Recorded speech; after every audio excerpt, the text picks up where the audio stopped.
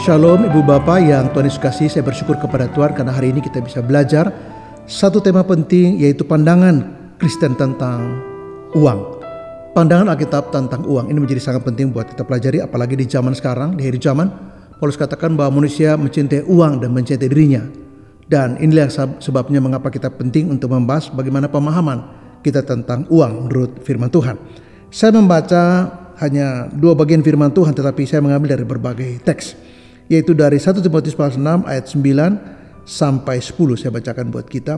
Tetapi mereka yang ingin kaya terjatuh dalam pencobaan, ke dalam jerat dan ke dalam berbagai-bagai nafsu yang hampa dan yang mencelakakan, yang menenggelamkan manusia ke dalam keruntuhan dan kebinasaan. Karena akar segala kejahatan ialah cinta uang, sebab oleh memburu uanglah beberapa orang telah menyimpang dari iman dan menyiksa diri dengan berbagai-bagai duka.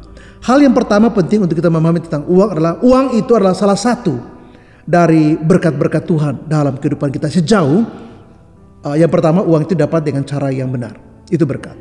Kalau didapat dengan cara nyuri, nyolong, ya ngambil pajak, manipulasi pajak, ya korupsi, itu bukan berkat walaupun kita punya banyak uang. Yang kedua, bahwa itu menjadi berkat kalau kita bisa gunakan dengan baik seperti yang Tuhan percayakan kepada kita. Ingat, tidak semua orang mendapat kepercayaan untuk menerima berkat yang satu ini.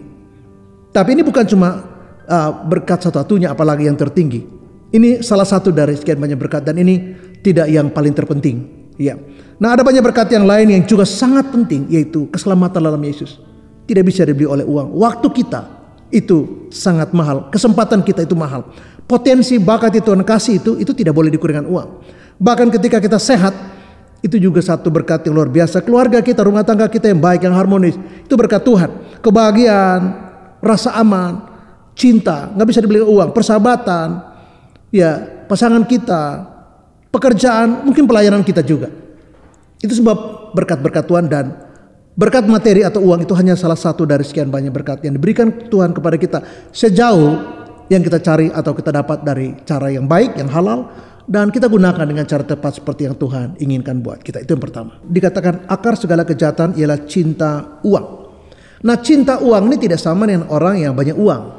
Orang banyak uang itu satu sisi, tapi cinta uang itu menjadi salah karena menempatkan uang sebagai standar kehidupan, uang sebagai standar atau nilai kebahagiaan, atau uang itu merupakan tujuan dari hidup itu sendiri. Itu salah. Atau ketika orang menjadikan dirinya hamba uang, itu sangat berbahaya.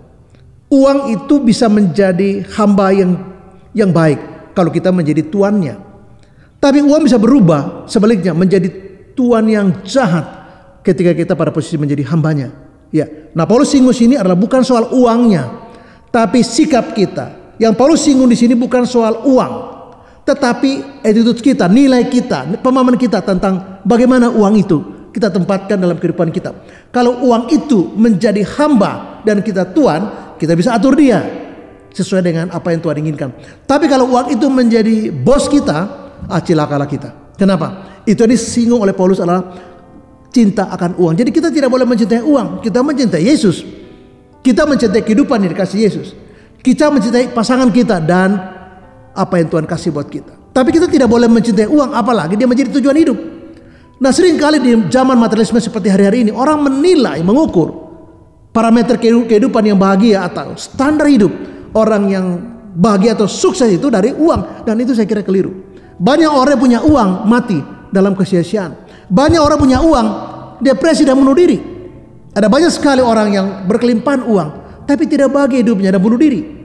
Jadi uang itu bukan segala-galanya dan bukan terpenting, karena masih banyak berkat-berkat yang saya singgung tadi adalah berkat-berkat yang jauh lebih bernilai daripada uang. Misalnya cinta, misalnya keluarga, misalnya keselamatan, misalnya waktu.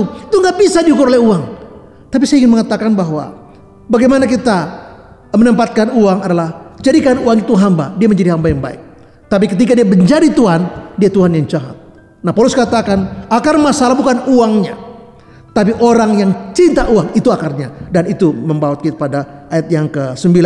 Mereka ingin kaya dalam arti yang Paulus ingatkan tadi, akan jatuh dalam banyak cobaan. Dan kita biasanya tidak kuat menghadapi cobaan seperti itu.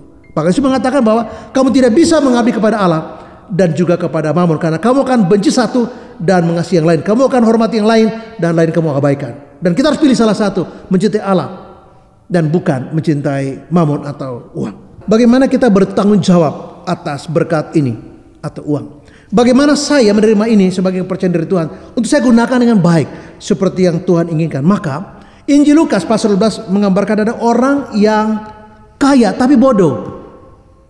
Kenapa? Dia berpikir itu adalah dasar hidupnya. Keliru. Dia berpikir kalau uangnya banyak dia bukan cuma menabung tapi menimbun. Dia akan bahagia, dan itu keliru. Kenapa? Tuhan katakan bahwa ini orang ini bodoh sekali. Karena malam ini tanpa dia ketahui nyawanya akan diambil daripada. Pertanyaannya adalah untuk apa uang itu? Jadi uang menjadi tidak berguna lagi ketika kita sudah mati.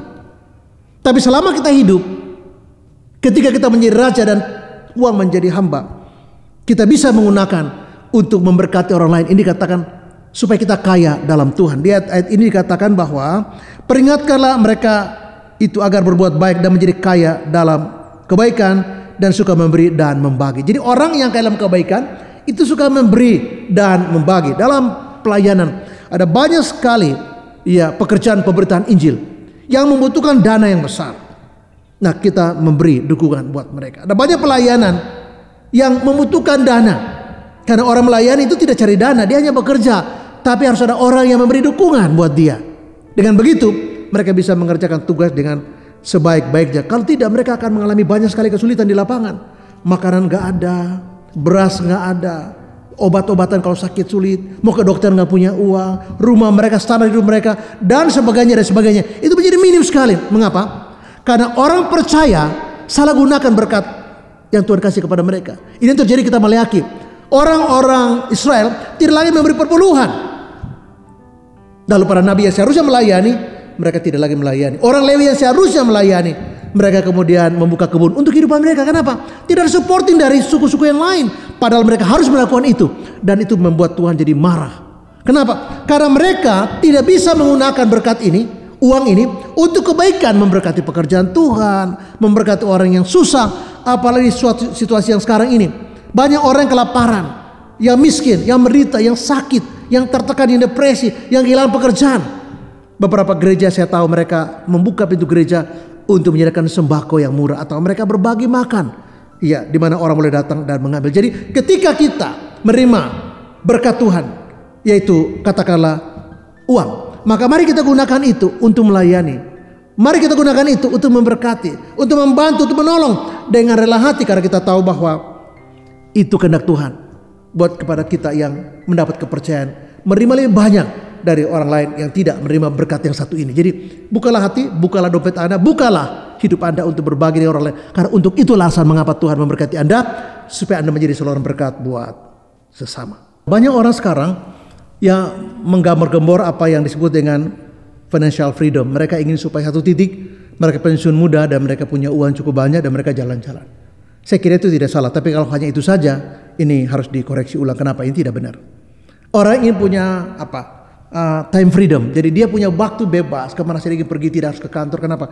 Karena dia punya cukup uang sehingga tidak harus bekerja lagi untuk uang, tapi uang bekerja untuk mereka. Itulah kira-kira yang digembar-gembor hari-hari ini. Tapi saya ingin mengatakan kepada kita bahwa kecerdasan finansial itu menjadi penting buat kita sebagai orang percaya, karena ini kepercayaan Tuhan kepada anak-anak Tuhan yang mendapatkan kepercayaan ini. Jadi Abraham misalnya, Ayub misalnya, itu orang-orang kaya. Salomo misalnya, orang-orang yang kaya.